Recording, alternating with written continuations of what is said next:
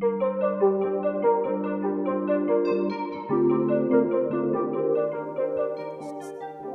do Senhor, irmãos.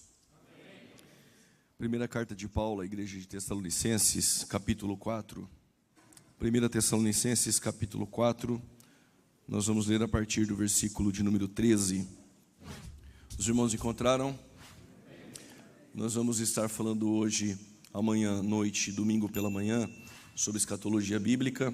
A partir de amanhã à noite, nós vamos abrir para perguntas e também no domingo pela manhã.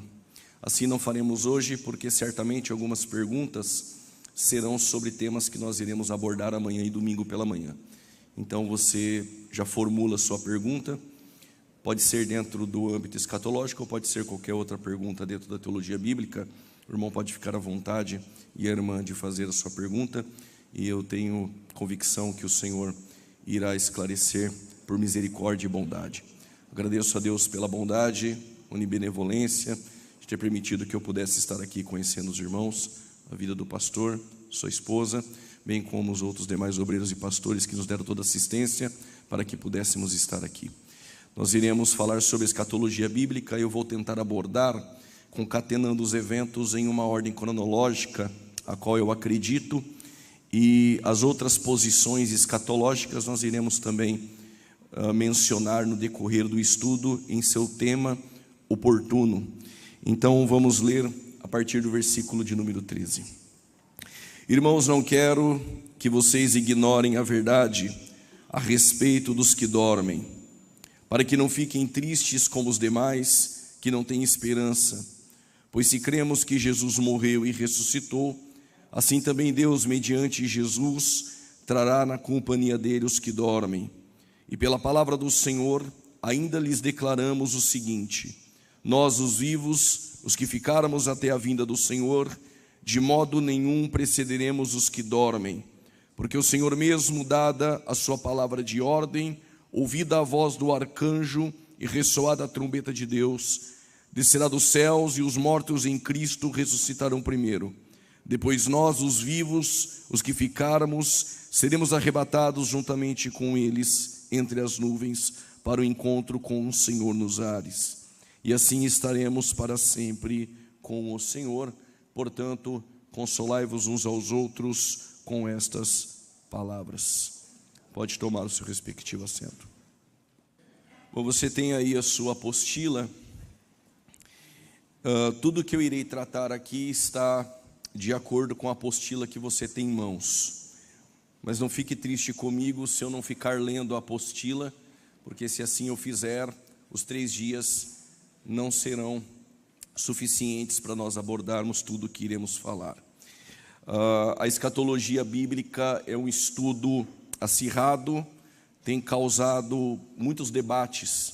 Quando nós olhamos para a história da igreja, e nós dividimos em 6, igreja primitiva, igreja perseguida, igreja do período imperial, medieval, a igreja da reforma e a igreja odierna. Nós sabemos que em nenhum concílio o assunto de escatologia foi tratado. Geralmente os concílios estavam centralizados na pessoa de Cristo, ou na pessoa do Espírito Santo, ou até mesmo dentro da soteriologia ou da eclesiologia.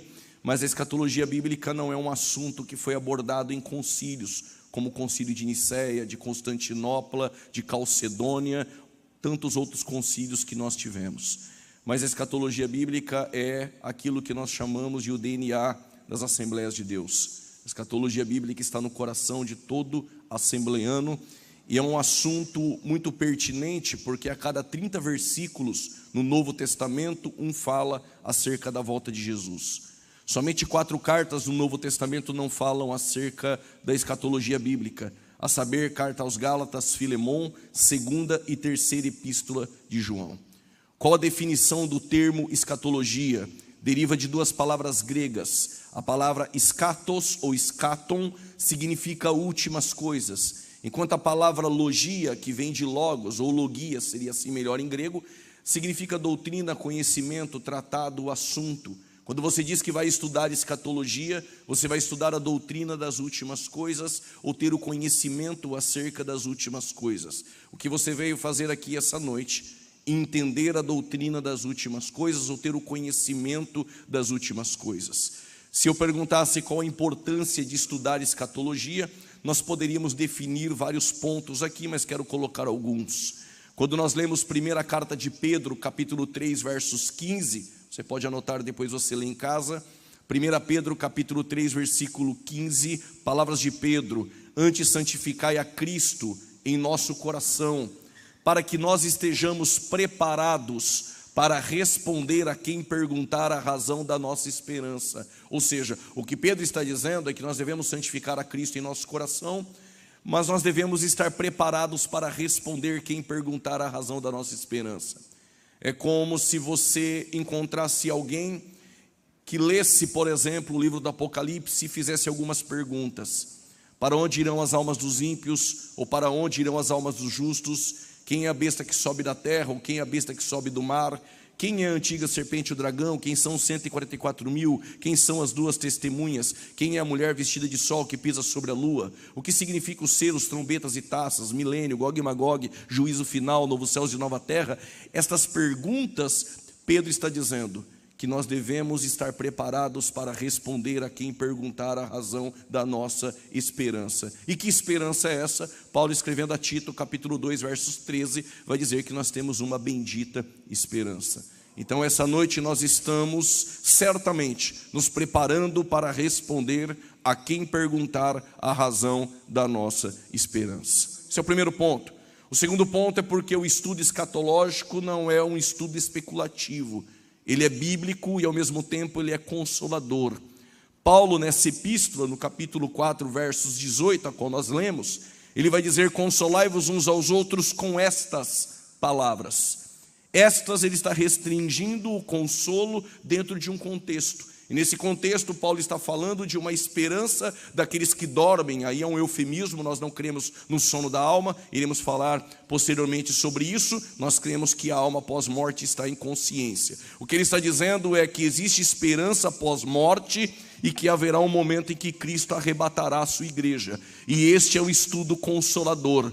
Quando os crentes em Tessalônica passavam por tribulações, perseguições, afrontas, o consolo não era nenhuma campanha de 7 dias para receber a chave. Era falar sobre o arrebatamento da igreja e a esperança daqueles que morreram em Cristo. Este é um estudo consolador para nossas vidas.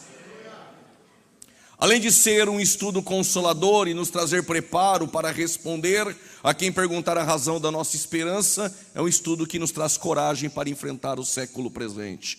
O Paulo estava na sua segunda prisão e essa não é aquela domiciliar a qual ele recebia visitas.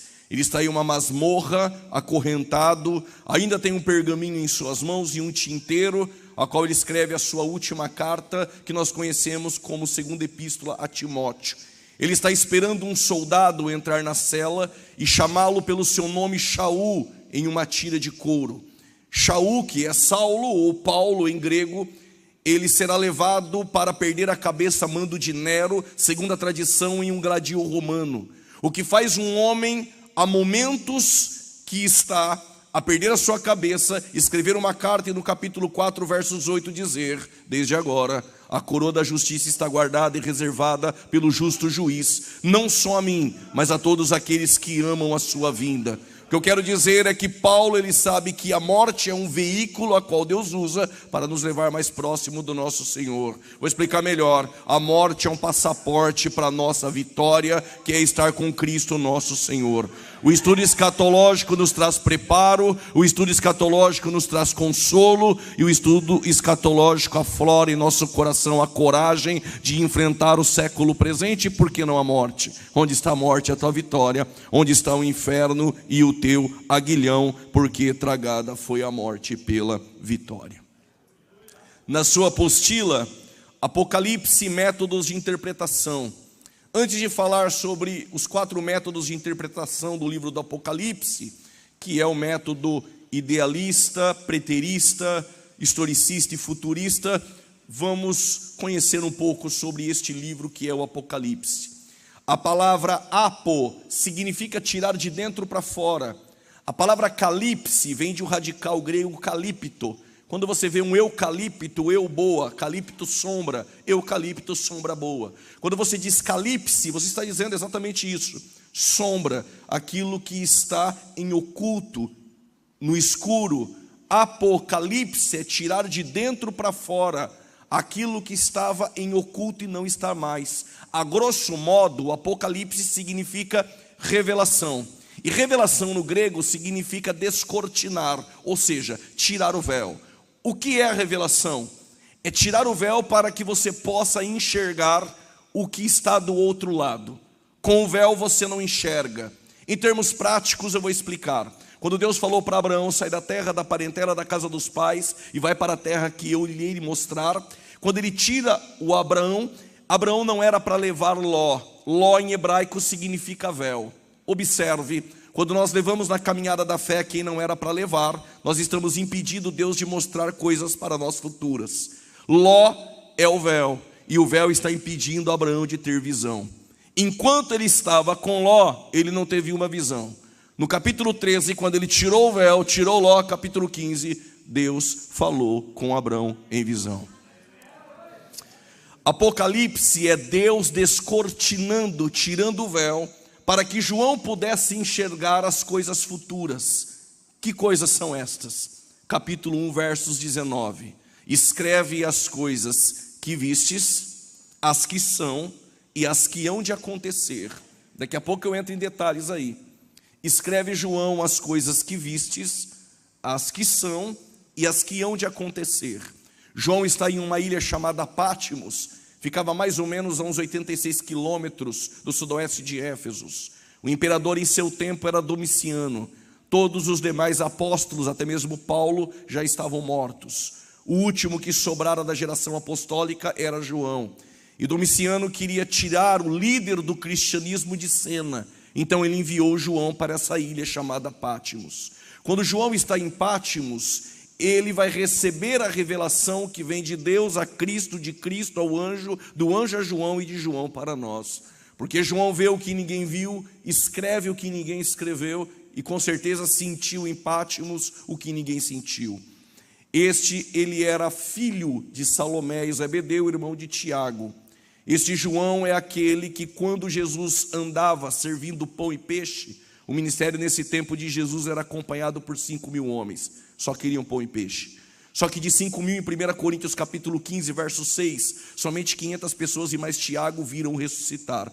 Só que de 500 pessoas e mais Tiago, só 120 estão orando em Atos 2, o ciclo de oração no cenáculo.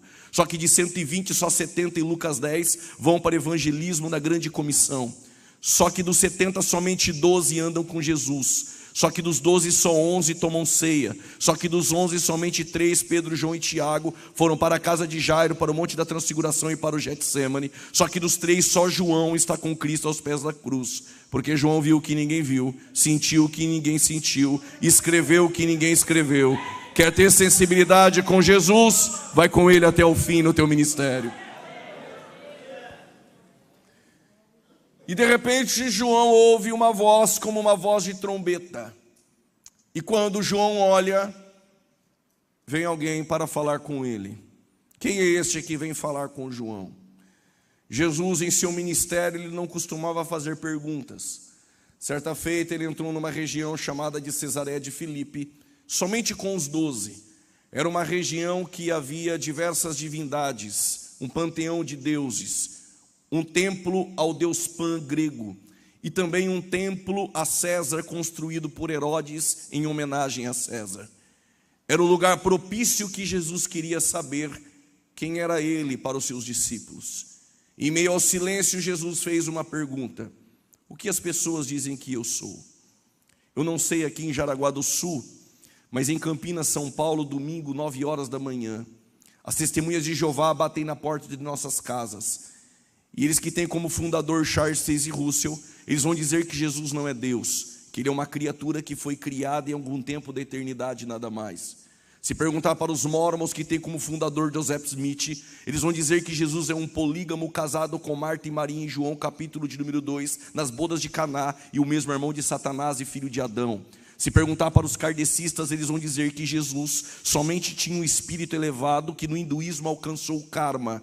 Se perguntar para os adventistas do sétimo dia, eles vão dizer, como o fundador Guilherme Miller, que Jesus é o arcanjo Miguel. Se você perguntar para os budistas que têm como fundador Siddhartha Gautama, eles vão dizer que Jesus nunca foi Deus, somente um homem que deixou um bom exemplo, um legado a ser seguido de liderança e nada mais. A maior religião que cresce no planeta, os muçulmanos, vão dizer que Jesus não é Deus, que ele é simplesmente uma criatura ou um profeta do mesmo patamar de João Batista e quem sabe de Elias. Mas se nós pudéssemos caminhar há 2000 anos atrás, alguém iria dizer que ele é o Jeremias, outros iriam dizer que ele é o João Batista, outros iriam dizer que ele é o Elias, mas uma mulher em Samaria sem o cântaro na mão, ela iria dizer, para eles eu não sei, mas para mim ainda é aquele que tem água da vida eterna. Isaías vai dizer, para mim ele é o conselheiro, é o Deus forte, é o Pai da eternidade, é a raiz de Davi. O Jó vai dizer, para mim ele é o Redentor que vive. O Jeremias vai dizer, para mim ele é o renovo. Ezequiel vai dizer, ele tira o coração de pedra, ele coloca um coração de carne.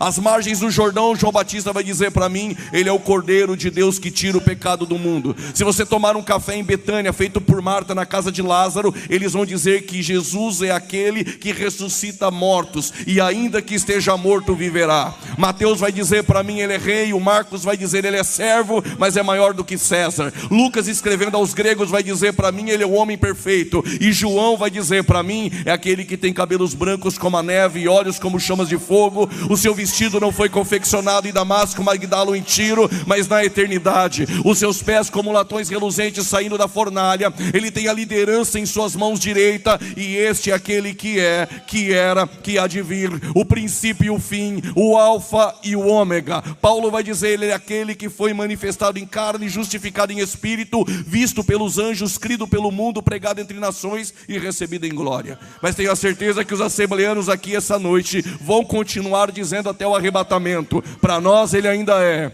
o que salva, o que cura, o que liberta, batiza. Eu ainda acredito no batismo com o Espírito Santo. Cadê os crentes que vão morar no céu? Vou segurar um pouco que é escola. E quando João vê ele com cabelos brancos como a neve, apontam para a eternidade, porque ele é eterno. Ele é eterno e é imutável. Tiago 1,17. Nele não há sombra de variação, ele é eterno, porque em Isaías 9,6 ele é Pai da eternidade. Seus cabelos brancos como a neve apontam, Miqueias 5,2, ele é um menino que nasce em Belém, mas ele é desde os tempos da antiguidade. E mais do que isso, João capítulo 1, versículo 1, 2 e 3, no princípio era o verbo estava com Deus e o verbo era Deus. E sem ele nada do que foi feito se fez. E Colossenses 1,16, ele criou todas as coisas, visíveis e invisíveis. E João capítulo 17, verso 5, ele disse, Pai, devolva aquela glória que eu tinha contigo antes que o mundo existisse. Em uma conversa com os fariseus, ele disse, antes que Abraão existisse, eu sou. E aí eles pegaram pedras para atacarem Jesus. E por quê? Porque nenhum judeu diz eu sou. Se você é aluno, você diz Hanita Almidi, eu aluno. Sou é só o eu sou o que sou. Quando ele disse antes que Abraão existisse eu sou, a expressão grega que ele usa é egoimi, mas pela Septuaginta é asher, a mesma expressão em hebraico de Êxodo 3,14. O que ele está dizendo é, eu sou antes de Abraão, eu sou aquele que falou com Moisés na sarça. Vou repetir, eu sou antes de Abraão, e eu sou aquele que falou com Moisés da sarça. Mas tem mais uma porção. E eu deixei o Abraão ver o meu dia e ele se alegrou. Quando?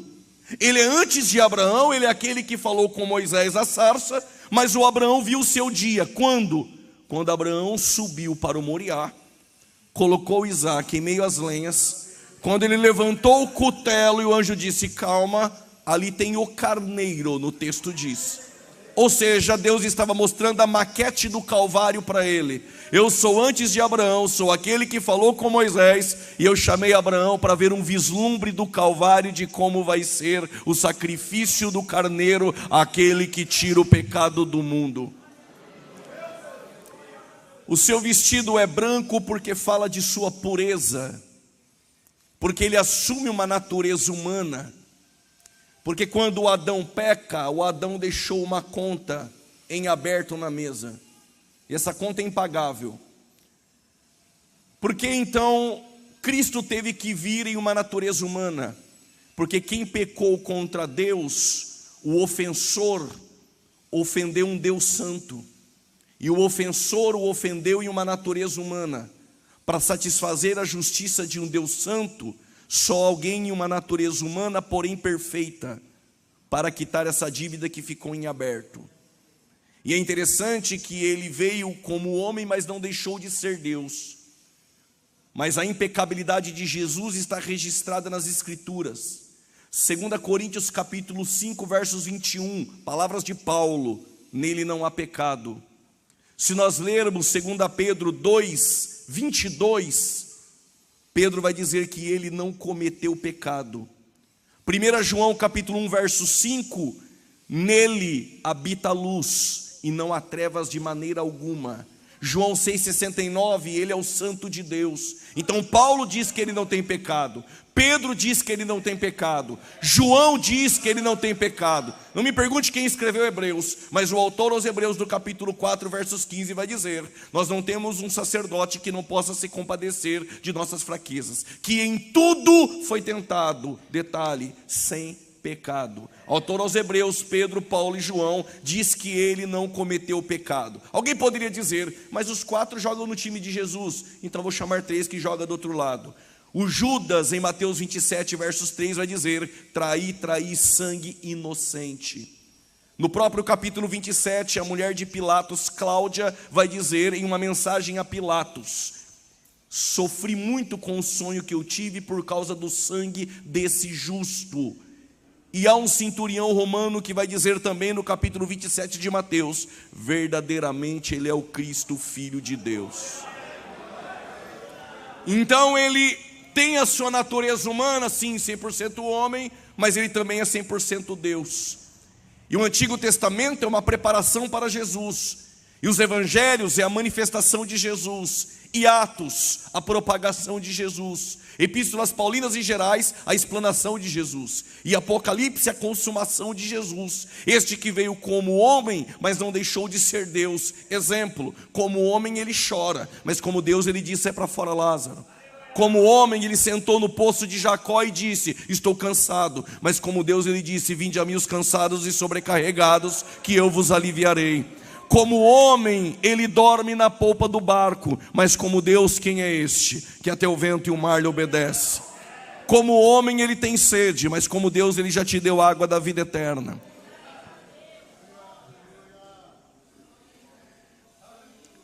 O seu vestido é branco, porque é puro, mas há um cinto de um sumo sacerdote. Os seus pés como latões reluzentes, é aquele que virá na segunda vinda, na batalha do Armagedon, para destruir as nações. E de repente o João cita algumas verdades no capítulo 1 acerca de Jesus. A primeira verdade é: este é o primogênito dentre os mortos. Como isso funciona? Se antes dele ressuscitar, houve 3 ressurreições no Antigo Testamento, houve 6 no Novo, mais 3 ressurreições, uma em Betânia, uma em Naim, uma na casa de Jairo. Antes dele ressuscitar, houve 3. Como ele pode ser o primogênito dentre os mortos? É que o primogênito dentre os mortos é diferente dos outros que ressuscitaram, porque os demais ressuscitaram e morreram novamente. O primogênito dentre os mortos é aquele que ressuscitou para nunca mais morrer. Aí João vai dizer que ele é o principal dos reis da terra. A palavra príncipe aí no original tem a ideia de o principal. De todos os reis humanos, ele é o principal porque ele é rei dos reis. E eu me lembro que quando os caldeus invadiram Jerusalém, já era uma profecia predita por Jeremias, filho de Ilquias, um sacerdote da terra de Ananote. Capítulo 25, versos 11, ele vai dizer que o cativeiro perduraria por 70 anos. 136 anos depois de 722 a.C., o cativeiro de Samaria pela Assíria. 136 anos depois, no ano 606 antes de Cristo, depois de uma batalha chamada Batalha de Carquemis, a Babilônia invadiu Jerusalém, após vencer Faraó Neco e o Egito e vencer a poderosa Assíria. Então Nabucodonosor se torna um proeminente monarca e a Babilônia uma potência mundial. Eles invadiram Jerusalém a primeira vez no ano 606 a.C. Eles levaram a classe nobre ao cativeiro, entre eles alguns que nós conhecemos: Daniel, Misael, Ananias e Azarias, que alguns o conhecem como Sadraque, Mesaque e Abednego. Quando eles levaram a classe nobre, o Daniel foi colocado dentro do palácio. A segunda vez que eles invadiram Nabucodonosor e Nabuzaradã, capitão da guarda, foi no ano 597. Levaram 10.000 ao cativeiro, entre eles nós conhecemos Ezequiel. O Daniel está dentro do palácio, o Ezequiel está às margens do rio Quebar, em Babilônia.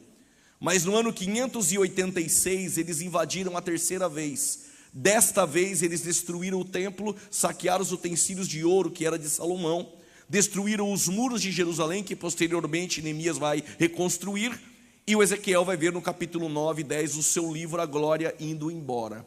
E o Jeremias ficou em Jerusalém, ainda que tendo convite para ir para o Egito, ou até mesmo sentar na mesa em Babilônia. Percebe-se que mesmo em meio ao cativeiro, Deus não perdeu o controle da história. Ele tem o Daniel dentro do palácio, ele tem o Ezequiel às margens do rio Quebar, e ele tem um Jeremias em Jerusalém. Eu vi um glória a Deus, vou explicar melhor. Ele tem um Filipe em Samaria, um Pedro na Judéia e um Paulo nos confins da terra. Ele tem uma menina na casa do Naamã, um José na casa do Potifar, e ele tem uma Radassa, a Esther, no palácio de Assuero. Não entendeu? Deus não erra o plantio. Aonde Ele te colocou, Ele não erra. É aí que Ele vai te usar. Mas se os homens errarem comigo e me colocar no lugar errado, fica tranquilo. José não entendia nada de teologia. Aonde você estiver, mesmo que os homens erraram contra você, tendo o Espírito de Deus, capítulo 50, versos 20, Deus torna o mal em bem e você prospera aí.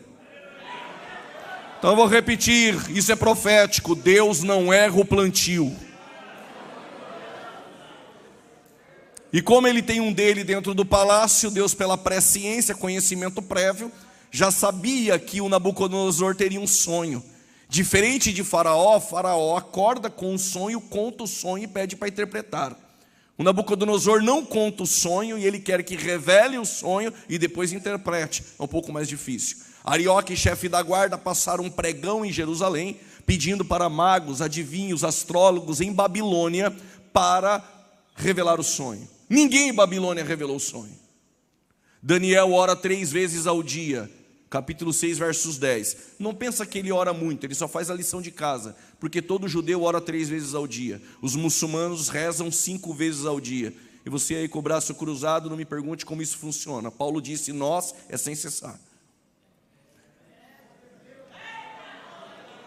Ele ora com as janelas abertas rumo a Jerusalém, porque todo judeu acreditava que Deus só se manifestava no templo em Jerusalém, então ele quer falar com o Deus do templo. Só que Deus deu a ele a revelação, ele compareceu diante de Nabucodonosor e disse: Deus me deu a revelação do sonho, ó rei, tu sonhou com uma estátua. A cabeça da estátua é de ouro, o peito e o braço é de prata, o ventre e os quadris é de bronze, e as pernas é ferro e barro. Estou falando de 4 materiais, mas Deus revelou que são 4 reinos na estátua em 4 materiais: o ouro a Babilônia, a prata aos medopersas de Ciro e Dário, o bronze de Alexandre o Grande, filho de Filipe o Macedônio, a ferro e barro é Roma. Esses 4 reinos passaram. Isso não é profético, é histórico, já aconteceu. O que é profético na estátua? Os 10 dedos, porque os 10 dedos será o antigo Império Romano que vai reviver em um período tribulacional. São blocos de nações de onde se manifestará o anticristo. O que me chama a atenção é que Daniel vê uma pedra, e esta pedra ela vem sem auxílio de mãos, e ela colide com os dedos da estátua, e a estátua se rompe, desmorona e cai. E Daniel vai dizer: este que vem como esta pedra, parafraseando, é o reino eterno que subsiste eternamente. O reino que em 2 Samuel capítulo 7, versos 13, pela boca do profeta Natã, foi prometido um reino, o trono e a casa de Davi, seria eterna.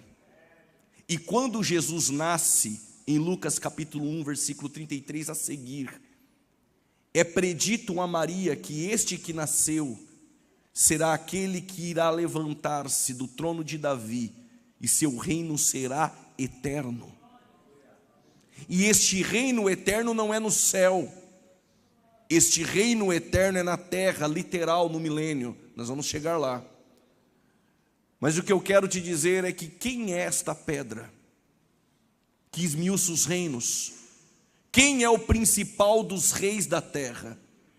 1 Coríntios 10, o Paulo extraordinariamente vai dizer que assim como os hebreus saíram do Egito e foram batizados nas águas do Mar Vermelho, e foram batizados na coluna de fogo, e bebiam de uma bebida espiritual de uma pedra, e comiam de um maná espiritual que descia do céu. O que Paulo está dizendo que assim como os hebreus, é a nossa caminhada da fé. Nós também deixamos o Egito. Quando o sangue do Cordeiro desceu nos umbrais. Não há resgate, não há libertação se não tiver sangue do Cordeiro. Quando eu nasci de novo? Quando o sangue do Cordeiro foi aspergido em minha vida. Aí eu deixo as trevas. Mas na caminhada da fé, qual é o próximo passo? Batizado nas águas. Deixamos o Egito, nascemos de novo pelo sangue do Cordeiro. Mas sou batizado nas águas do Mar Vermelho. E aonde eu sou batizado com o Espírito Santo e com fogo? Na coluna de fogo. E aonde eu tomo ceia? Abre a tenda, que o pão desce do céu. Eu não sei vocês aqui em Santa Catarina, mas nós crentes em São Paulo, se eu abrisse a tenda e caísse o maná, eu iria pegar o meu hoje e mais um para amanhã. Só que Deus disse, conhecendo o coração dos hebreus e o nosso, o de hoje você come, se guardar para amanhã eu faço apodrecer. Porque Deus sabe que se você guardar o de amanhã, amanhã você não o busca. E Jesus gostou da ideia e disse, o pão nosso de amanhã, coisa nenhuma. O pão nosso de cada dia. É para aprender a buscar todo dia. Deserto é lugar de ser dependente. Eu vou prover hoje e amanhã me busca que eu vou prover de novo. Só que aonde eu bebo da bebida espiritual, Paulo diz, de uma pedra. E a pedra era Cristo. Quem é a pedra? Sobre esta pedra edificarei a minha igreja. E as portas do Hades, ou do inferno no latim, ou das ânsias da morte, na melhor tradução, não prevalecerão contra a minha igreja. Ou seja, os reis humanos irão passar. A Babilônia hoje é o Iraque, os medo-persas hoje é o Irã. A Grécia hoje sobrevive por causa de alguns bens que Alexandre o Grande fez para Israel. Aquela Roma não existe mais. Passam homens, passam reis, passam governantes, mas o nosso Rei eterno subsiste eternamente. Ele é o primogênito dentre os mortos e o principal dos reis da terra. E aí vai dizer que ele é aquele que nos amou com teu sangue, nos lavou e nos fez reis e sacerdotes. O sangue de Cristo tem muitos benefícios. Alguns usam erroneamente para expulsar demônio. Sangue de Jesus tem poder. Mas o sangue não é para expulsar demônio. Demônio se sai no nome, no meu nome. Expulsarão demônios. O sangue de Jesus nos purifica de todo o pecado, trazendo a justificação de Romanos 5, a adoção de Romanos 8, versículo de número 15. Mas principalmente a regeneração. A ideia de regeneração é o nascer de novo. E a nossa imagem e semelhança foi afetada completamente. Afetada não significa destruída. Foi afetada, depravada totalmente, mas não destruída.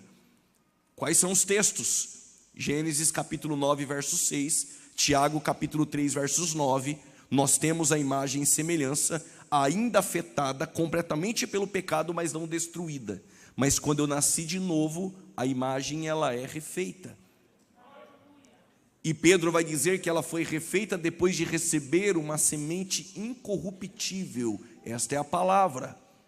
Quando nós recebemos essa palavra incorruptível e nascemos de novo, temos uma nova natureza. Somos regenerados instantaneamente e não de forma progressiva. O que me chama a atenção é que Pedro usa 2 animais para explicar algo extraordinário para nós essa noite. Parafraseando, ele diz: assim como a porca vai à lama, assim o cão come do vômito. O que ele está dizendo é que se você pegar uma porquinha, dar um banho nela, levar no pet, colocar um lacinho, talco, perfume e levar para dentro do seu quarto, no seu condomínio, quando ela escapar, ela vai para a lama, porque a natureza dela é lama. O cão, por mais bonitinho que seja, se ele passar mal e vomitar, ele come. A natureza dele é essa. O que Pedro está dizendo? Depois que eu recebi uma nova natureza, eu não volto para a lama e também não como mais daquilo que eu já vomitei.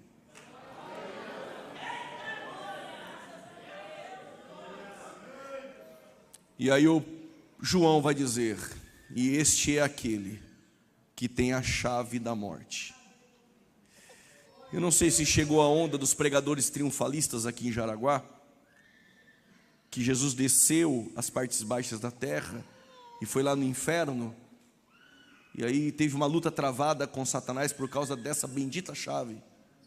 E ele batia em Satanás, e Satanás não queria dar a chave, e ele puxava a chave, e a igreja glorificava, pulava, falava em línguas estranhas, e o pregador triunfalista pulava e gritava, e aí Jesus tomava a chave. Agora ele tem a chave. Se não chegou aqui, por favor, impeçam que cheguem. Essa chave nunca esteve na mão de Satanás, e Satanás nunca esteve no inferno. O texto não diz que ele tinha a chave. O texto não disse que ele vai ter a chave. O texto diz: eu tenho a chave da morte. Ele tem a chave da morte e nunca saiu de suas mãos. Ele venceu a morte e a chave nunca saiu de suas mãos. No capítulo 1, versos 19, quando João ele vai escrever as coisas que viste, as que são e as que hão de acontecer. Para isso nós precisamos entender as 4 escolas de interpretação do livro do Apocalipse, que está aí na sua apostila. A primeira escola é a escola preterista. A segunda escola, a idealista. Depois a historicista e depois a futurista. Se essa é a ordem, diga amém. A escola que nós temos como preterista, o próprio nome já diz, apontando em sua etimologia ao passado. A escola preterista, por exemplo, vai dizer que o livro do Apocalipse por completo ele já se cumpriu por inteiro. Ou seja, quando você abre a Bíblia em Apocalipse, tudo ali já se cumpriu. O problema é que nós temos diversos pais da igreja que defenderam a datação do Apocalipse como um livro tardio, após o ano 90. E se isso for verdade, o preterismo se desmorona, porque eles dizem que o livro do Apocalipse por completo já se cumpriu até o ano 70. Ou seja, Mateus 24 já se cumpriu também, até o ano 70. Mas os pais da igreja disseram que o imperador era Domiciano. E sendo esta uma verdade, o livro é tardio. Então o livro não se encaixa no ano 70. O livro é posterior. O livro do Apocalipse, ele não se cumpriu por inteiro. E aí nós temos alguns teólogos que vão dizer, olha, o livro do Apocalipse, alguns preteristas, sabendo a dificuldade que é dizer que todo o livro já se cumpriu, eles vão dizer, não, nós somos preteristas parciais. Algumas partes já se cumpriram, ou seja, 80%. E a volta de Jesus visível e gloriosa, não, essa ainda não. Então, a escola preterista, ao meu ver, ela não se sustenta biblicamente. Porque, por exemplo, se o livro do Apocalipse já se cumpriu até o ano 70 depois de Cristo, você tem que alegorizar as 2 testemunhas. A marca da besta, por exemplo, eles vão dizer que é a idolatria Nero. E aí vão ter que pegar o nome Nero e fazer toda uma manobra para o hebraico, que o nome dele nem é hebraico, para em gematria trazer números e formular 666. Então é uma manobra para o preterismo encaixar o Apocalipse até o ano 70 depois de Cristo. Quanto mais dizer que Jesus voltou no ano 70, o que é um absurdo. Jesus não voltou no ano 70. Então a escola preterista eu anulo, e não porque eu sou assembleano, porque eu li a Bíblia e entendi que o livro do Apocalipse, ele tem uma porção passada, mas ele tem apontamentos futuros, e nós vamos ver aqui. Segunda escola de interpretação é a idealista. Esse método de interpretação, obrigatoriamente, tem que dizer que as duas testemunhas é a igreja. São duas testemunhas, são dois profetas. E o método idealista vai dizer que é a igreja. Então tem que alegorizar as duas testemunhas. E é interessante que as duas testemunhas morrem. E aí eu não sei quando a igreja morre. Outro ponto, eles vão dizer que os 144 mil também é um número alegórico. Ou seja, tudo no Apocalipse é alegórico. Tudo é espiritual no Apocalipse. E um debate em um programa de TV com um idealista, com todo respeito ao reverendo da igreja presbiteriana, que estava comigo naquele debate, ele disse que o número da besta é para aqueles que não têm a mente de Cristo. E quem não foi marcado com a marca da besta somos nós que temos a mente de Cristo. E aí eu fiz uma pergunta a ele: mas quem não tem a mente de Cristo, como você diz, a marca da besta, não compra e não vende. O senhor abasteceu o carro do senhor essa semana? Aí vai ter que alegorizar também agora esse ponto. Então é alegoria em cima de alegoria. Então o método idealista não se sustenta, ele é bem incongruente. Terceiro método, muito defendido hoje pelos adventistas do sétimo dia, é o método historicista. Eles vão dizer que o livro do Apocalipse está se cumprindo durante a história. Exemplo, que a igreja de Éfeso é a igreja primitiva, que a igreja de Esmirna é a igreja perseguida no Coliseu, que a igreja de Pérgamo é a igreja do período imperial com Constantino, que a igreja de Tiatira é o catolicismo romano em meio à idolatria no período medieval, que a igreja de Sardes é a igreja da reforma, que aqueles que andam de branco em Sardes, porque em Sardes o João vai dizer, vocês têm nome de que vive, mas está morto. Jesus envia, essa carta ao anjo, ao líder da igreja. Então você tem nome de que vive, mas está morto. Mas em meio aos mortos, tem alguns que andam de branco.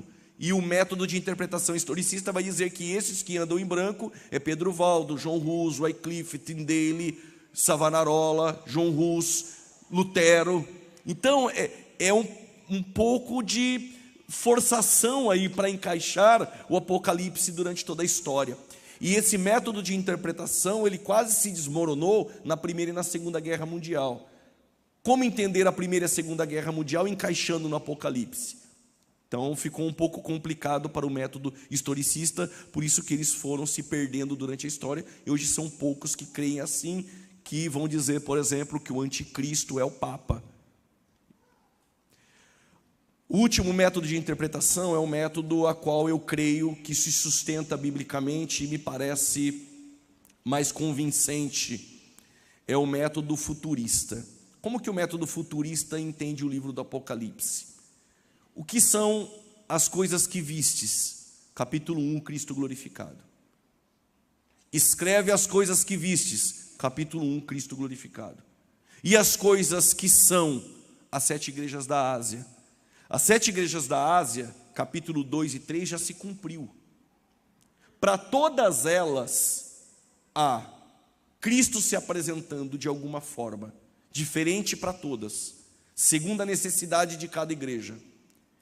Um elogio, um conselho, uma reprimenda e uma promessa. Para todas elas o esboço é esse. Se apresenta de alguma forma, traz um elogio, uma reprimenda, um conselho e uma promessa. Mas há um detalhe. Somente uma não tem elogio e 2 não tem reprimenda. Porque os seus olhos, como chamas de fogo, enxergam o que os homens não enxergam. Em todas elas, Cristo se apresenta dizendo: eu conheço as tuas obras.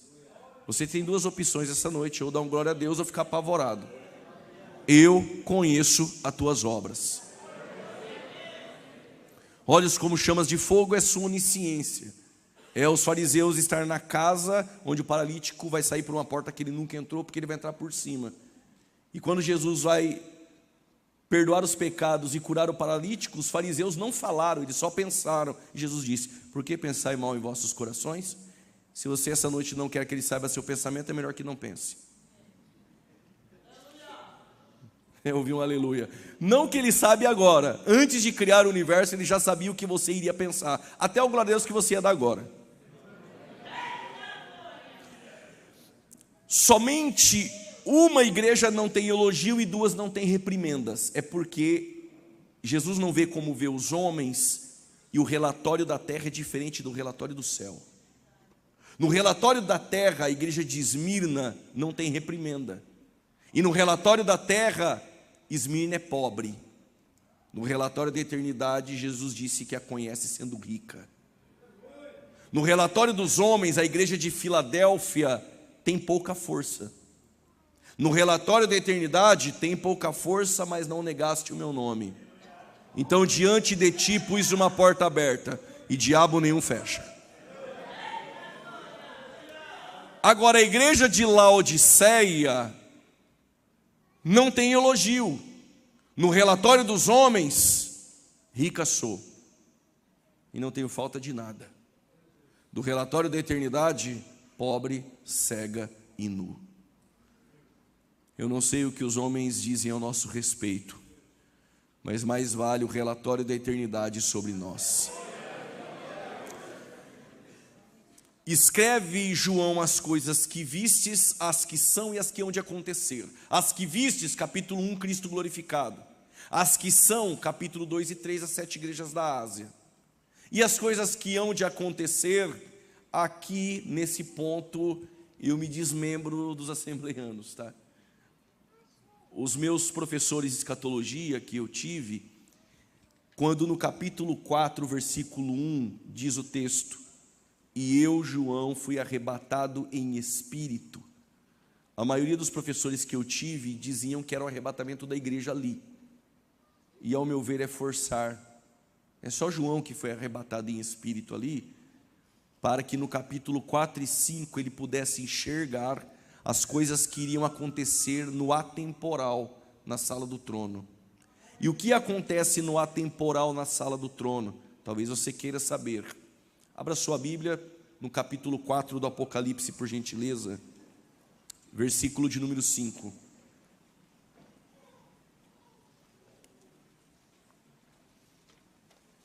Capítulo 4, versos de número 5. Apocalipse 4, 5.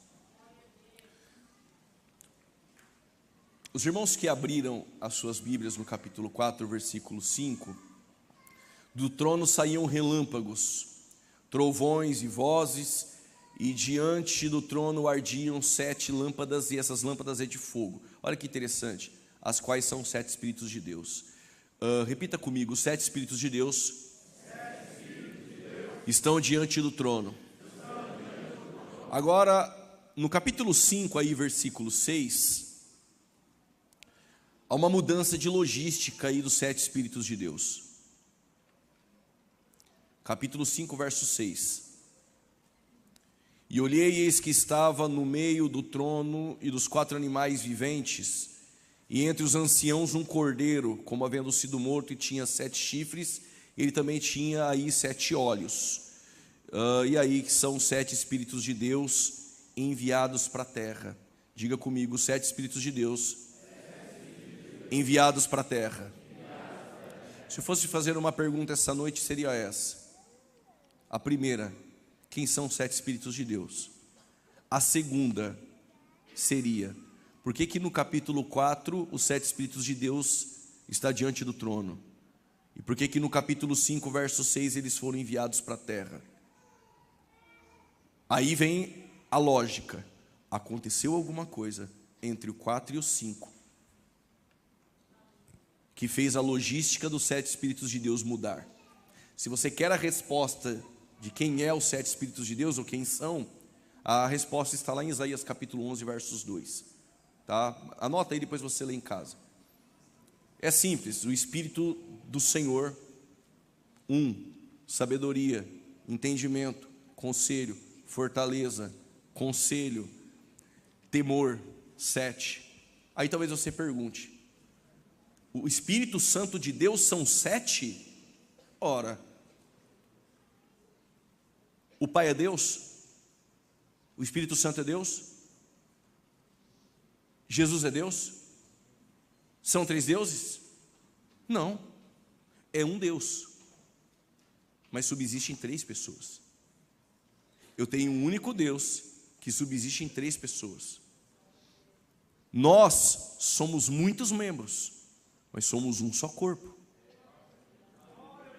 Não é os frutos do Espírito, é o fruto do Espírito. Mas são 9, mas é o fruto. É o Espírito Santo, mas ele tem 7 facetas. Espírito do Senhor, temor, conselho, fortaleza, entendimento, sabedoria, conselho, temor. São 7. É a perfeição. Bom, já sei quem são os 7 Espíritos de Deus. Só que no capítulo 4, João está na sala do trono, e ele viu 24 tronos, 24 anciãos. E ele viu um trono, e assentado no trono, um semelhante à pedra de jaspe e safira.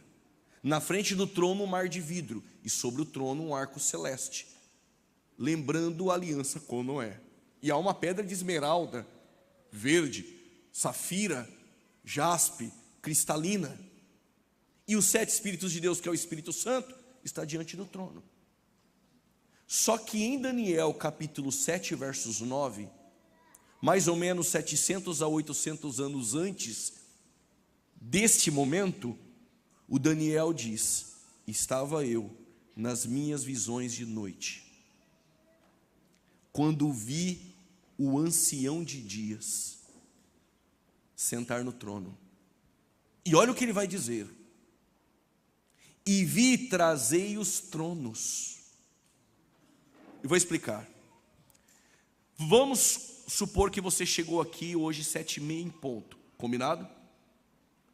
E aqui não tivesse as cadeiras. Quando João chegou 7h31. Estavam os 24 tronos, os 24 anciãos sentados, o ancião de dias, que é Deus o Pai, sentado, e os 7 Espíritos de Deus aqui. Quando João chegou, já estava tudo pronto. Quando Daniel chegou, não tinha ninguém, só estava o ancião de dias, ainda a sentar, quando ele viu trazerem os tronos. Trouxeram 24, e trouxeram um e colocaram à destra. Estou falando Daniel capítulo 7, versos 9, você anotou igual Bereano, depois confere. Se não for amanhã me cobra. Aí no versículo 13, o Daniel diz assim: e eu continuei olhando, e eu queria que você prestasse muita atenção. E eu continuei olhando nas minhas visões de noite, quando vi um como filho do homem, subindo nas nuvens. Aonde? E o fizeram a chegar até o trono. Bom, quando eu cheguei lá na portaria, esse papel de obreiro, pegar você e trazer, isso já é feito na eternidade faz tempo, isso não é novo. Se não faz, você não está alinhado com o céu.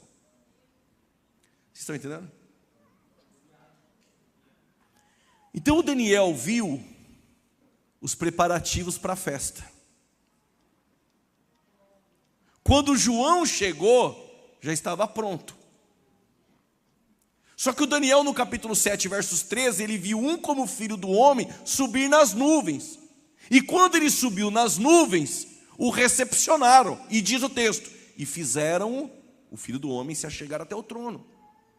Só que quando Jesus ele ressuscitou, Atos 1:3, ele fica no versículo 3, conferindo o contexto de Atos 1, 40 dias com o corpo ressurreto com os discípulos. E antes de subir a súmpito aos céus, ele disse aos discípulos: ficai em Jerusalém, até que do alto sejais revestidos de poder. E ser-me-ão minhas testemunhas na Judéia, Samaria e nos confins da terra. E paulatinamente ele sobe assumpto aos céus. E os discípulos estão parados, perplexos e atônitos, olhando. E quando ele chega nas nuvens, aonde? Quando ele está subindo, o João já está no capítulo 5.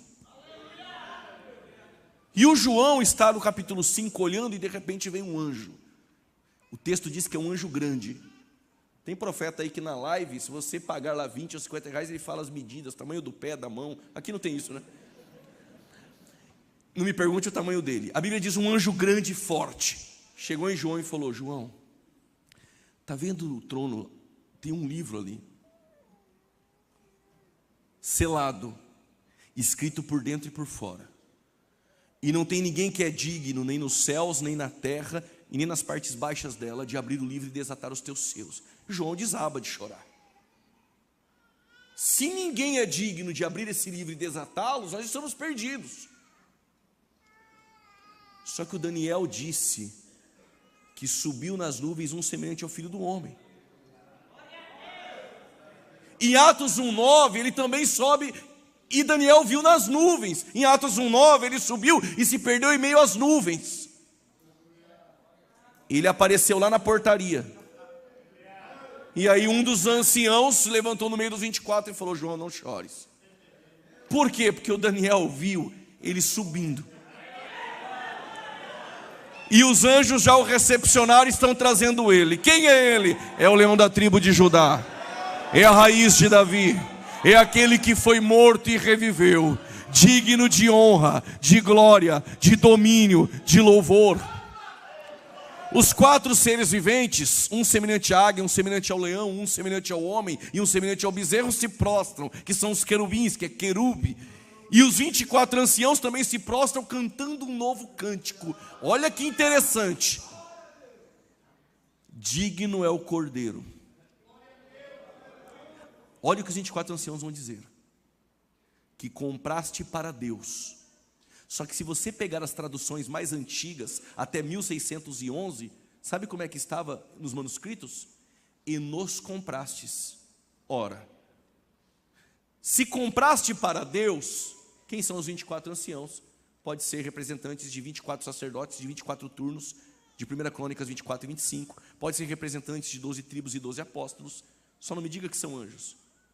Mas se os manuscritos mais antigos, as traduções até 1611 estiverem certas, é a igreja. Porque vai dizer, e nos compraste. Quem foi comprado? Anjo foi comprado? Quem foi comprado com preço de sangue?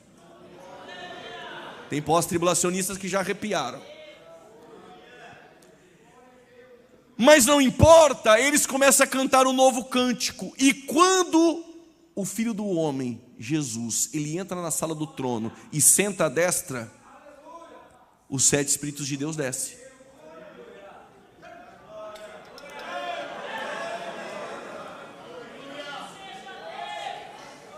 Quando eu subi ao Pai,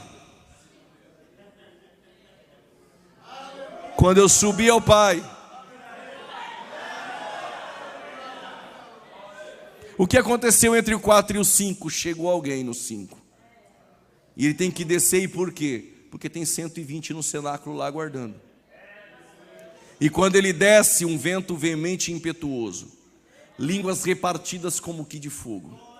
E o Pedro, revestido de poder, se levantou e pregou, e antes de pregar, no meio da sua mensagem, ele diz: hoje se cumpre o que foi predito pelo profeta Joel. Derramarei o meu espírito sobre toda a carne, vossos filhos e filhas profetizarão. Os jovens, estes terão sonhos, e os mais velhos, os anciãos, visões. E essa promessa que é o dom do Espírito é para quem? Para vós, os que estavam à frente ouvindo Pedro pregar. E ele diz aos que estão de perto, aos que estão de longe. Aí o sensacionista já apertou a cadeira. Agora para ele ficar apavorado.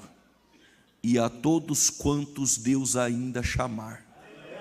Deus ainda chama. Se Deus ainda chama, o revestimento de poder ainda está de pé. Como nós podemos dividir o livro do Apocalipse dentro do método futurista, que é o que eu creio? Eu acredito que todos nós creem assim. O método futurista entende que o capítulo 1 já se cumpriu, Cristo glorificado já apareceu a João em Pátimos. Capítulo 2 e 3, as 7 igrejas da Ásia foram igrejas dentro daquele contexto, mas detalhe, todo elogio, reprimenda, conselho, promessa, como Cristo se apresenta, é válido para nós que também somos igrejas. Capítulo 4 e 5 é algo atemporal. Do capítulo 6 ao 18 é o período tribulacional. Vou repetir. Do 6 ao 18 é o período tribulacional. E aqui vem um ponto muito importante. A palavra igreja aparece em Apocalipse 19 vezes. Quantas vezes? 19. Só que do capítulo 6 ao 18 ela não aparece nenhuma vez. Porque eu acredito que a igreja não está dentro deste período. A expressão eclesia ou eclésia está 19 vezes dentro do livro do Apocalipse. Mas do capítulo 6 ao 18, não aparece uma única vez. E detalhe, para todas as 7 igrejas da Ásia, as cartas são encerradas assim. Quem tem ouvidos ouça o que o Espírito diz à igreja. Quem tem ouvidos ouça o que o Espírito diz às igrejas. Só que no capítulo 13, versos 9, diz assim o texto: quem tem ouvidos ouça, ponto final. Porque a igreja não está dentro deste período. E aí depois, amanhã, acredito que nós iremos falar sobre o período tribulacional, e eu quero entrar em Mateus 24. As evidências internas dentro do texto nunca apontaram a igreja. Apontam exatamente a nação de Israel. Nós vamos falar sobre isso. Então, como eu divido o livro do Apocalipse, capítulo 1 já se cumpriu, 2 e 3 também. 4 e 5 é atemporal, sala do trono. Do 6 ao 18, período tribulacional. E o 19, a segunda vinda de Cristo gloriosa, a batalha do Armagedon. E aí o 20, o milênio. 21, novo céus e nova terra. 22, nova Jerusalém que desce ataviada. Então, na verdade, o que é futuro no livro do Apocalipse? Do 6 ao 22 é futuro. Então, quando você abrir a sua Bíblia em Apocalipse, do capítulo 6 ao 22, é futuro. Só que do 6 ao 18 é o período tribulacional, com selos, trombetas e taças, mas nós entraremos em pormenores com perspicácia aí no momento oportuno, quando falaremos sobre o período tribulacional. Então a divisão do livro do Apocalipse, de forma bem lacônica e sintética, é essa. Agora tem um ponto muito importante aqui no nosso estudo, na sua apostila, que é morte e o estado intermediário. No geral, aí, a Bíblia ela descreve a ideia de morte com algumas expressões diferentes. E aí eu citei os textos aí para você na apostila, para ficar mais fácil, como por exemplo, partir do mundo, unir-se a seus pais, desfazer-se dessa casa terrestre, tornar-se pó, um sono, render o espírito ou dormir em Jesus. Estas são as expressões apontando para a morte. Bom, quando a morte entra no mundo, há uma teoria chamada teoria de Gup, ou teoria do hiato, ou teoria do intervalo, que vai dizer que entre Gênesis 1 e 2, houve a queda de, eles vão dizer que Lúcifer, mas esse nome não está na Bíblia, no original, vem na tradução de Jerônimo em latim, com uma interpretação um pouco forçada de Isaías 14, a ideia de estrela da manhã. Mas entendemos que quando cita Lúcifer, refere-se a Satanás. Qual a ideia?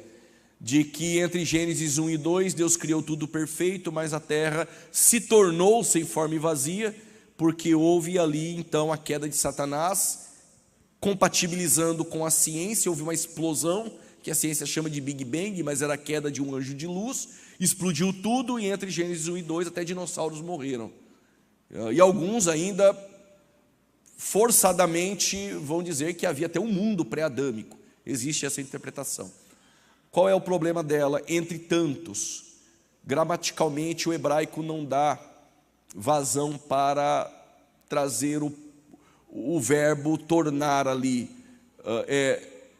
No princípio criou Deus céus e terra, e a terra era sem forma. O era não dá para se tornar em hebraico, não dá para forçar, era sem forma e vazia.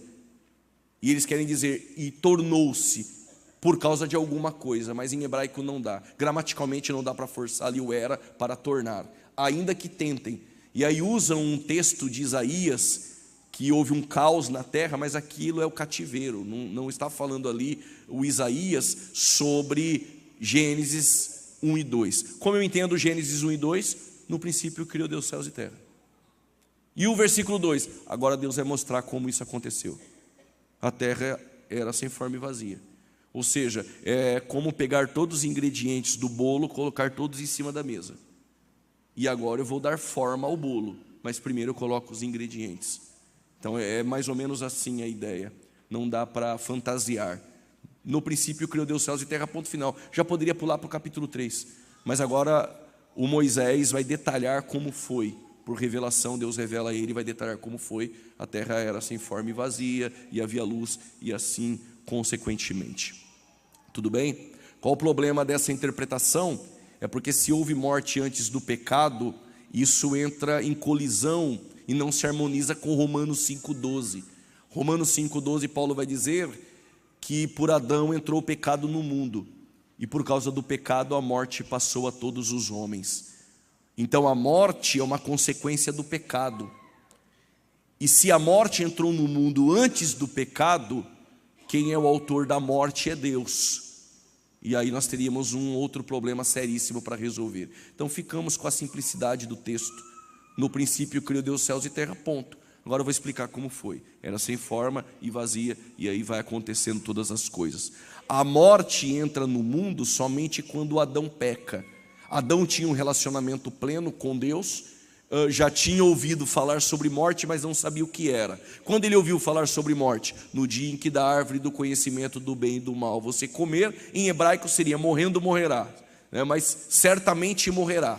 Então ele ouviu falar sobre morte, mas não sabia o que era morte. Mas sabia que no dia em que da árvore do conhecimento do bem e do mal ele viesse a comer, ele iria morrer. Quando ele come, a morte entra no mundo. Só que entrou aí 3 tipos de morte. Por isso que é essa pergunta aí, na apostila. Quais tipos de morte existem? Confere aí e diga amém. Muita gente para pouco amém. Confere aí e diga amém.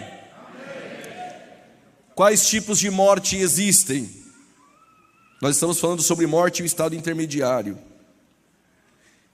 Existe morte espiritual, morte física e morte eterna. Pregador, o que é a morte espiritual? Todos nós nascemos mortos espiritualmente. Mas o pregador é o seguinte, eu nasci no berço evangélico. Não tem esse berço para vender em Santa Catarina e em nenhum lugar do mundo. Não se compra berço evangélico. Você nasceu morto espiritualmente e em pecado, herdado em um lar cristão. Mas em algum momento na sua vida você tem que nascer de novo. Ninguém nasce regenerado. Todos pecaram e destituídos estão da glória de Deus. Salmo 51, verso 5. Em pecado concebeu-me minha mãe.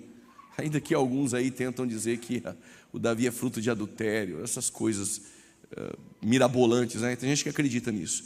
Em pecado concebeu-me minha mãe e eu nasci com o pecado original. Essa é a ideia que Davi está dizendo. Então ninguém nasceu em berço evangélico aqui. Esse berço não tem para vender. Todos nós nascemos mortos espiritualmente. E nascer morto espiritualmente é aquilo que Efésios 2:1 Paulo cita aos Efésios por carta. Vós ou vocês estavam mortos em delitos e em pecados, mas chegou o dia em que nós somos vivificados. Então se você crê na dicotomia ou na tricotomia, não importa, não vai mudar. O ser humano, ele não é uma alma. Eu vou repetir. O ser humano não é uma alma. Se você disser que nós somos uma alma, você deu a mão para um adventista e a outra mão para uma testemunha de Jeová e saiu caminhando para a rua. Porque se você disser eu sou uma alma, quando você morre, a tua alma morre. E como entender Gênesis 2:7? Pegou do pó, soprou e o homem se tornou alma vivente. Está no texto, eu sou uma alma. Não, não é uma alma. A Nova Almeida atualizada trouxe uma melhor tradução. E o homem se tornou um ser vivente. A alma não pode morrer. Não temei aquele que só pode matar o corpo e não pode matar a alma. A alma é uma palavra polissêmica, depende do contexto, a define. Por exemplo, 70 almas desceram para o Egito. Ou seja, o corpo ficou e as alminhas desceram. Então a alma ali é o ser humano como um todo. Nós fazemos isso no culto. Tem alguma alma para Jesus? É só a alma que você quer? Então às vezes o texto diz alma, mas a alma como um todo. Mas há momentos como 1 Tessalonicenses 5:23, que Paulo vai dizer santificar em tudo, espírito, alma e corpo. A palavra de Deus é viva e eficaz, e aí você conhece o texto, mas no final ela penetra entre a alma e o espírito, aí é a parte imaterial. Por isso que eu estou dizendo, se você é dicotomista ou tricotomista, ninguém vai para o inferno por causa disso. Mas eu acredito na tricotomia, o ser humano, ele é composto de espírito, alma e corpo. E o que é nascer morto espiritualmente? Tem o corpo, tem a alma e tem o espírito, mas o espírito humano está morto, inativo, não tem relacionamento, porque quando Adão peca, ele morre, ou seja, o espírito humano está morto e não pode ligar ao Deus que é espírito. E como esse ser humano faz para ter vida? Porque a vontade, o sentimento e o pensamento é um atributo da alma. Se o espírito está morto, quem manda? A alma. E o ímpio tem o desejo, que é a sua vontade, seu pensamento e seu sentimento, de pecar. E o corpo? Obedece. Aí ele vem para o culto. Você trouxe o ímpio, ele vem para o culto. E aí nós louvamos alguns louvores, e o louvor entrou no ouvido e veio na alma dele, e ele está gostando do negócio. Ele fala, que sensação boa aqui essa noite. Eu queria ser como eles, mas o homem não consegue chegar a Deus. A iniciativa da salvação sempre é Deus. É sempre através da graça, nunca do homem. O que ocorre é que depois nós fazemos a leitura. Aqui em Santa Catarina não tem isso, mas em muitos lugares eles vão cantar uns 80 louvores, fica de pé, senta, levanta, canta, canta, e canta, e o louvor entra no ouvido e vem para a alma, e ele, que vontade de ser que nem eles, mas ele não consegue. Aí vem alguém, conta um testemunho, entra no ouvido, também para na alma, ele fala, queria ter um testemunho assim, olha, Deus faz mesmo, mas ele não consegue. Aí vem um irmão aqui, abre a Bíblia e prega o Evangelho. Só tem uma coisa que entra no ouvido, mas vai aonde o louvor não vai. Vai aonde o jargão do pregador não vai. Onde o autoajuda não vai. Só a palavra de Deus é apta para discernir. Só a palavra de Deus é como uma espada de dois gumes. E ela vai discernir os pensamentos, tudo da alma. E ela entra entre a alma e o Espírito. E ela é viva, e ali o Espírito Santo convence.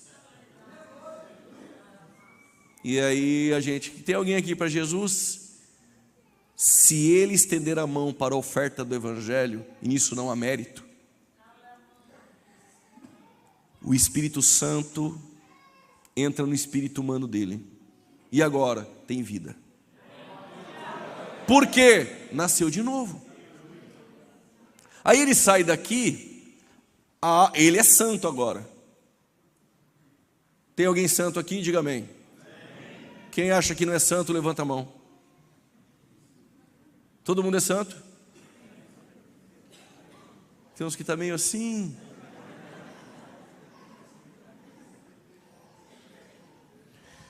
Quando aquele ímpio veio para o culto e ele aceitou a Cristo e o Espírito Santo entrou na vida dele, ele se tornou santo. Então você não é santo por causa da roupa que você veste. Você não é santo por causa do corte do seu cabelo. Você não é santo pelo tanto que você busca. Vou resumir, você não é santo por aquilo que você faz. Você é santo por aquilo que Ele fez. Você é santo pelo sangue de Cristo. Vai apertar agora, glória a Deus, está legal. A igreja mais problemática de Paulo era Corinto. Tinha divisão. Tinha o grupinho dos intelectuais, que só gosta do grego e o que diz lá o hebraico, e se esse pregador não foi eloquente como Apolo, eu não gosto, é o grupinho do Apolo. Ele senta lá, ele acha que a mensagem é para ele e ele vai analisar. É o grupinho dos intelectuais. Aí tem o grupinho dos tradicionais, que é o de Pedro. Aí tem o grupinho dos fundadores, que é o grupinho de Paulo. O pior é o grupinho que falava que era de Jesus.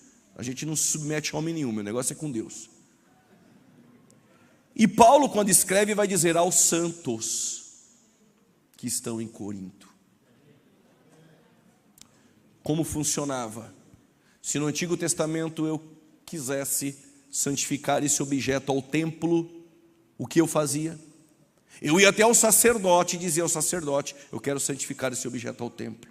O sacerdote iria pegar o óleo, derramar sobre o objeto. Isso indicava que aquele objeto foi separado ao templo. A partir de agora aquilo é santo. Se eu quisesse resgatar de volta, era com a quantia de prata. Estão entendendo? Um jovem, no intervalo da aula de teologia, me procurou, ele comprou um carro, fiquei muito feliz por ele. Ele fazia obra, gostava de pregar, falar de Jesus por aí. E aí eu achei estranho, porque ele fazendo teologia, ele veio com um óleo, e ele falou: professor, o senhor não unge meu carro? Eu falei: ungir o quê? Ele falou: meu carro. Eu falei: meu Deus, como que eu vou falar? Aí eu falei: olha, no Antigo Testamento, quando eu queria separar um objeto ao templo, colocava-se o óleo. Aquilo não era mais meu, era de Deus. Ah, então ora por mim só, tá bom, pastor.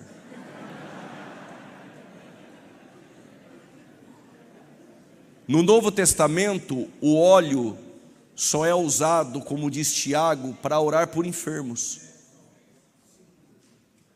Você pode dar o dízimo bom que for, não precisa colocar óleo na sua cabeça. Não tem óleo para foto, óleo para isso, óleo para aquilo. No Novo Testamento, o que é separado a Deus são pessoas e não mais objetos. Quando aquele rapaz entrou no culto que eu disse, ele recebeu o Espírito Santo pelo sangue de Jesus. Quando o Espírito Santo, que é simbolizado pelo óleo, desceu nele, ele foi separado a Deus, ele é santo. Mas viver em santidade é uma outra história. Porque quem é santo, isso interfere, agora interfere na minha roupa, no meu cabelo, no meu falar, no meu modo de se comportar. E para viver em santidade eu dependo de duas coisas, uma de dentro para fora e outra de fora para dentro. De dentro para fora o Espírito Santo, de fora para dentro a palavra. Santificai-nos na verdade, a tua palavra é a verdade. Mas se tu for sábio, como Davi, que não sabia nada de teologia, ele pegou e falou: peraí, mas se eu pegar a palavra e guardar aqui, eu não peco. Então a santificação ela é posicional, me tornei santo. Ela é progressiva, viver em santidade, mas ela é final e plena na glorificação do meu corpo, no arrebatamento da igreja. Então todos nós nascemos mortos espiritualmente, em algum momento tivemos que nascer de novo, pelo Espírito Santo. A morte física é a separação da alma para com o corpo, e a morte eterna nós vamos falar quando chegarmos no juízo final, só para estudar, tá? E aí nós vamos falar o que é o dano da segunda morte, que é a morte eterna. Então temos morte espiritual, morte física e também a morte eterna. O que eu aprendi agora aqui então? Simples. Que se você nascer uma única vez, você vai morrer duas. Mas se você nascer duas vezes, você só morre em uma.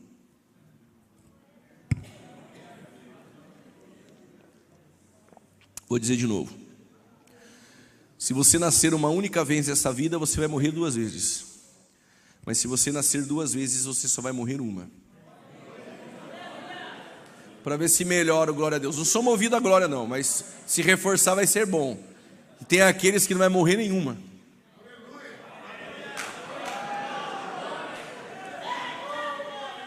Se você nascer só do ventre da sua mãe, você vai morrer fisicamente e vai morrer eternamente no juízo final.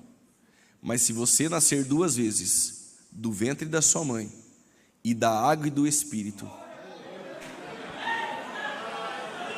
você só morre uma fisicamente, porque ainda que esteja morto, viverá. Mas de repente o culto nem acaba e ninguém morre.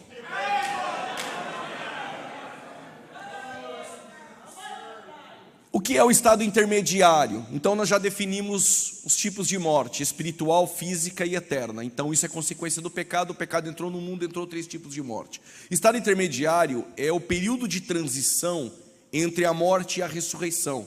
Exemplo, a pessoa morreu aqui, até a ressurreição dela, esse lapso, esse estado é chamado de estado intermediário. Ou seja, o ímpio, quando morre, a alma dele vai para um estado intermediário. O justo, quando morre, a alma dele também vai para um estado intermediário.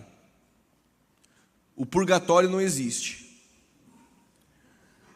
Todos os justos do Antigo Testamento, desde Adão até a cruz de Cristo, que foram salvos pela fé, Hebreus 11, todos esses justos, os seus corpos ou foram colocados em um sepulcro, ou não sei o que aconteceu com o corpo, mas a alma e o espírito, que é a parte material do justo, iam para um lugar chamado Seio de Abraão. Qual é o nome? Seio de Abraão é descrito no texto de Lucas, capítulo 16, a partir do versículo de número 19 a seguir, onde na epígrafe ou no prólogo, no título do capítulo, está a parábola do rico e do Lázaro, o que nós entendemos não ser uma parábola. Mais ou menos 42 parábolas do Novo Testamento, nenhuma delas tem nomes próprios. Este texto tem nomes próprios como o de Lázaro, nada a ver com o de Betânia, mas um nome muito significativo e acentuado dentro do âmago judaico, que é Abraão. Esse é o primeiro ponto que caracteriza não ser uma parábola. O segundo ponto é que a Bíblia foi dividida em capítulos do século 13. Ou seja, nos autógrafos, nos originais, não tinha o prólogo ou a epígrafe. Foi o tradutor que colocou lá a parábola do rico e do Lázaro. E nós entendemos não ser uma parábola. A palavra parábola, parabolé no grego ou machal em hebraico, é colocar ao lado. Uma definição mais lacônica. Jesus pega coisas complexas e simplifica, colocando ao lado uma história paralela para trazer uma verdade. Mesmo que fosse uma parábola, há uma verdade aqui. Mas nós acreditamos não ser uma parábola. E o texto descreve que quando Lázaro morreu, ele foi para um lugar chamado Seio de Abraão. Então todos os justos do Antigo Testamento, eles eram destinados ao seio de Abraão após a morte. E ao lado do seio de Abraão, numa parte mais baixa, que é o Hades, que a nossa tradução chama de inferno, e aqui é um problema sério, porque na nossa tradução a palavra inferno aparece tanto para o Hades, tanto para o Tártaro, já vou explicar, e tanto para o lago de fogo. O que parece ser tudo uma única coisa e não é. A palavra inferno é uma palavra em latim. Mas quando nós buscamos no original, a palavra inferno que aparece em 2 Pedro 2,4, anote esse texto, é muito importante, porque ocorre aí um rapax legamenon. Ou seja, o que é um rapax? É quando uma palavra aparece uma única vez na Bíblia, que vai dizer que Deus não poupou os anjos que pecaram, não os perdoou e os lançou em cadeias eternas no inferno, na nossa tradução. Mas no original, e aí depois do seminário. Se o irmão quiser me procurar, eu mostro aqui para você no dicionário.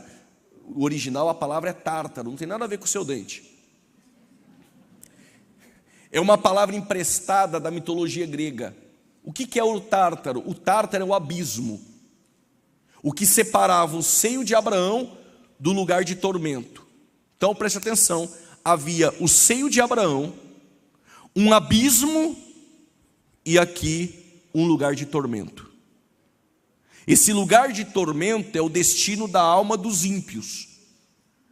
E aí não são só os ímpios do Antigo Testamento, todos os ímpios de todos os tempos, até a batalha de Gog e Magog. Aí você me pergunta, mas quando vai ser? Quando eu explicar a batalha de Gog e Magog, tu vai lembrar de que todos os ímpios, desde Adão até a batalha de Gog e Magog, todos os ímpios que morrem, a alma desses ímpios são destinadas a este lugar chamado lugar de tormento.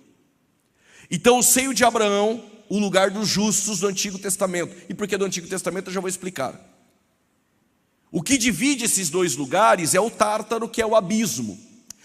E o que há aqui nesse abismo? Se no seio de Abraão a alma dos justos do Antigo Testamento, e no lugar de tormento a alma de todos os ímpios, até Gog e Magog, todos os ímpios que morrerem, as almas vão para cá. O que tem aqui então no tártaro, que é o abismo? Alguns demônios estão aqui. Todos não. A maioria dos demônios estão nas regiões dos ares. Efésios capítulo 6, versos 12. Então tem demônios soltos, não é muito, e Satanás também. Mas no tártaro e no abismo tem também demônios aprisionados. E eu sei o nome de um. Porque em Apocalipse 9 vai dizer que ali está o Abaddon Apolion. Abaddon Apolion é uma palavra hebraica, outra grega, mas fala de um mesmo demônio chamado de destruidor. No toque da quinta trombeta, o poço do abismo vai ser aberto. E aí esses demônios presos no tártaro vão subir. Quando Jesus chega em Gadara, e ele vai expulsar a legião de demônios que está naquele homem, o que os demônios disseram? Para Jesus não os enviar para o abismo. Então existe um abismo, um lugar de prisão para alguns demônios. Mas se você me perguntar o porquê eles estão ali, aí o seminário tinha que ser 4 dias. Porque aí tem um embasamento lá em Enoque, um livro apócrifo, que vai dizer que Bene Ha Elohim, que Gênesis 6, estes filhos de Deus, que aparece também filhos de Deus em Jó 1,6, Jó 2,1, são os anjos que se relacionaram com as mulheres. E tiveram relações, nasceram uma raça híbrida, então Deus teve que enviar um dilúvio para matar essa raça híbrida, para começar a humanidade novamente, assim como ele criou através de Noé, a sua esposa, Sem, Cã e Jafé e suas noras. Este é um pensamento um pouco mais heterodoxo, mas há muitos teólogos sérios que creem nisso. Tá? Nós não podemos ser desonestos, mas eu fico com a ideia de que não eram anjos. Ali eram homens, quando diz Bene Ha Elohim, porque filhos de Deus, tanto anjos são chamados, mas também homens são chamados. Israel é chamado, Adão é chamado. E todo o contexto ali, em Gênesis 6, só fala de homens, não fala de anjos. E anjos não se casam e não se dão em casamento. Fica estranho dizer que anjos se materializaram, mas tinham, por exemplo, um método ou uma maneira de engravidar mulheres e ter filhos. Isso chega a ser muito estranho e nada de ortodoxo nisso. Mas existe esse grupo que crê assim, nós respeitamos, mas esses demônios que estão ali estão aprisionados por algum motivo. E aí nós não sabemos qual. Tudo bem? Então, seio de Abraão, o lugar da alma dos justos. Aqui o abismo que é o tártaro, é o lugar onde estão alguns demônios. E ao lado tinha o lugar de tormento, que é o lugar onde a alma de todos os ímpios são destinadas. Vamos lá.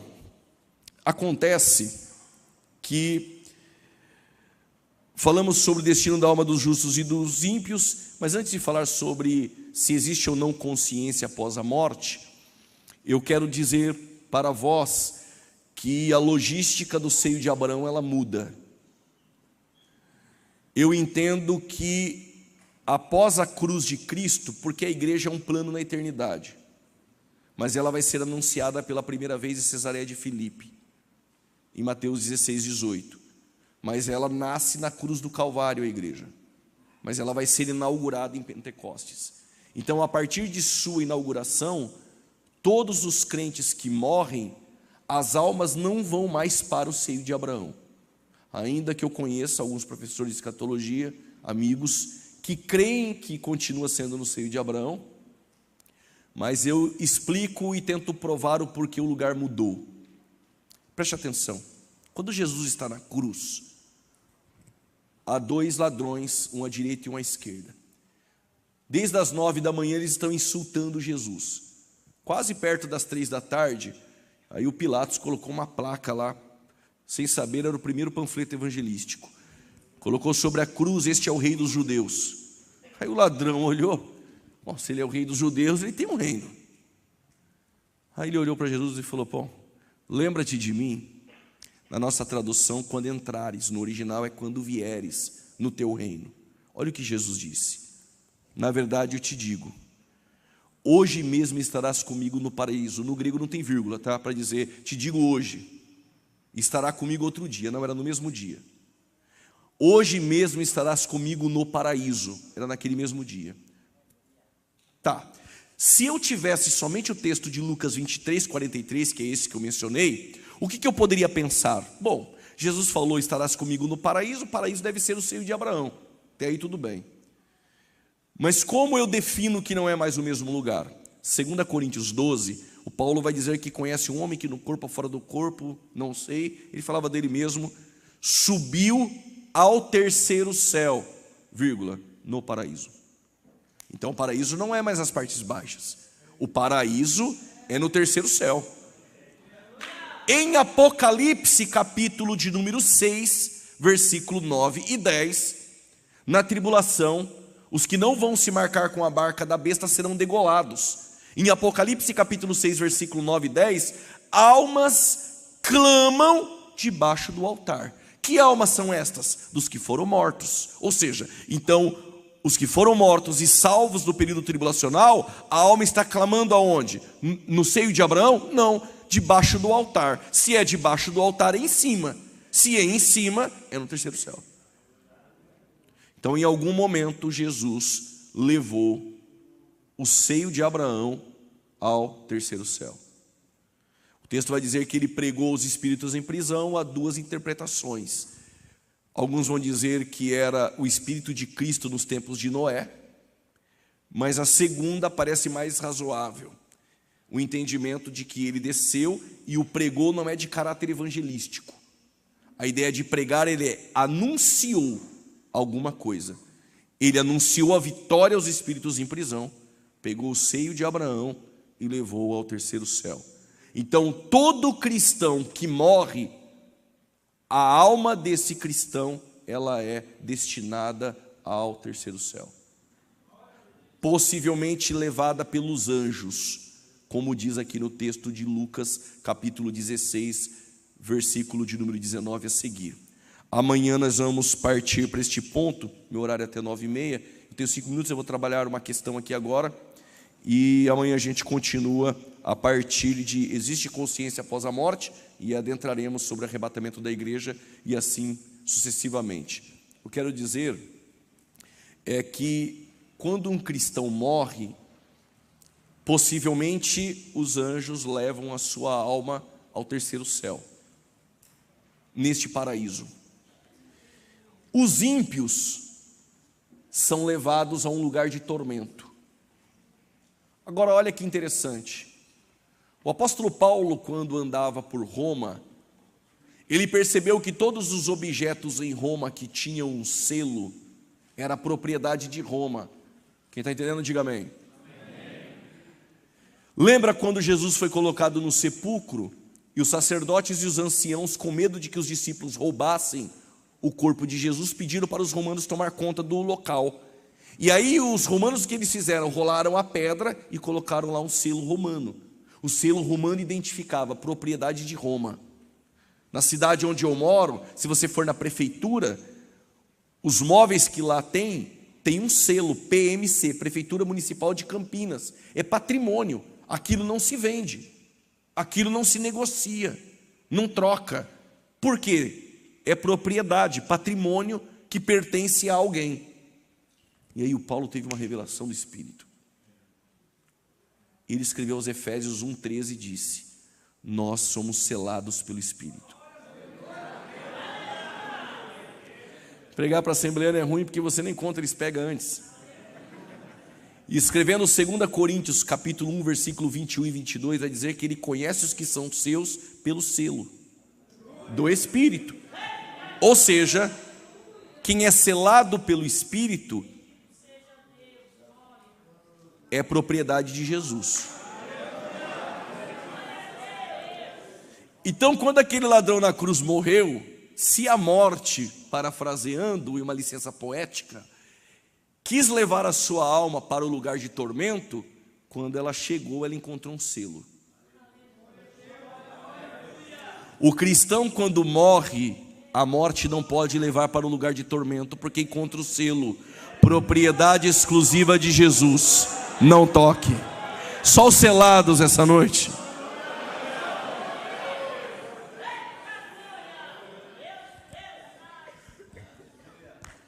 Tenho 3 minutos. Eu vou apresentar meus livros, porque se eu não vender também não vivo, né, irmão? Eu escrevi esse livro de escatologia bíblica, ele tem 400 páginas. Neste livro eu falo tudo isso que eu vou explicar e muito mais, tá? Este livro é Escatologia Bíblica, uma visão apologética, que eu amo apologética, uma visão apologética histórica e manual. A escatologia histórica, um manual para a sua vida escatológica, mas também como que as seitas enxergam cada ponto dentro da escatologia. Mas aqui eu falo também sobre arrebatamento da igreja, todos os personagens do Apocalipse, tribunal de Cristo, bodas do Cordeiro, selos, trombetas, taças, batalha do Armagedon, milênio, Gog e Magog, juízo final, novo céus e nova terra, e nova Jerusalém que desce ataviada. Esse me deu trabalho para escrever. Esse aqui eu escrevi com o coração sobre ele. Aqui é mais acadêmico, teológico. Aqui eu falo sobre a casa do descalçado, uma referência em Deuteronômio 25, versos 10. Lá está escrito: assim se fará a casa do descalçado. O que é isso? É porque uma mulher que era viúva, ela poderia ir no cunhado, na lei do levirato, que vocês conhecem, e ela tirava as sandálias dele. Quando ela tirava as sandálias dele, ele tinha a obrigação de se relacionar com ela para que a descendência do seu irmão não perecesse. Se assim não fizesse, ela devolveria o calçado para ele, ia até o juiz da cidade, mas antes ela iria cuspir na face dele. O juiz da cidade iria enviar lá mensageiros que iriam escrever na casa dele: assim se fará a casa do descalçado, porque ele não quis redimir a mulher do seu irmão. E Ruth, ela foi até Boaz e tirou as suas sandálias. Só que o Boaz olhou para ela e disse: você é uma mulher virtuosa, e todo mundo sabe disso, mas eu não posso te redimir ainda que eu queira, porque quem vai te redimir é o fulano. Na Bíblia tem um fulano. Quem que é o fulano? Segundo o Talmud, é o irmão mais velho de Boaz. O direito é dele. Só que o irmão mais velho de Boaz não pode redimi-la, porque segundo o Talmud, ele já tem uma mulher. E aí o Boaz falou: então eu vou redimi-la.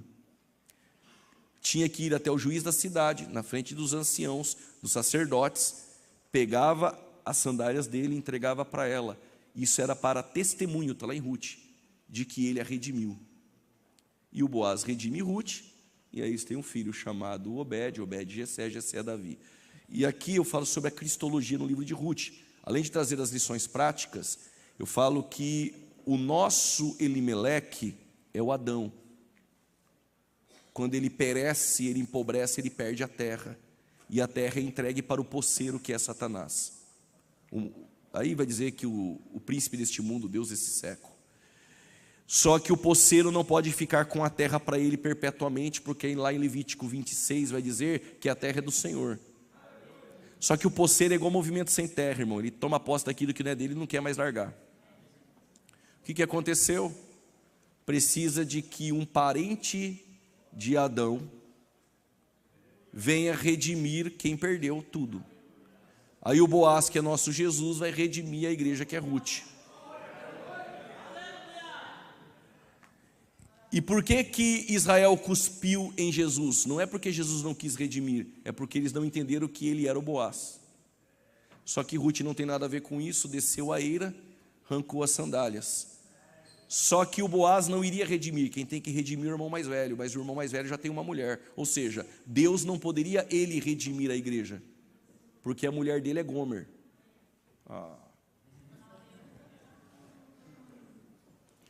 Então Jesus falou, então deixa que eu vou redimir ela aonde? Na frente dos anciãos.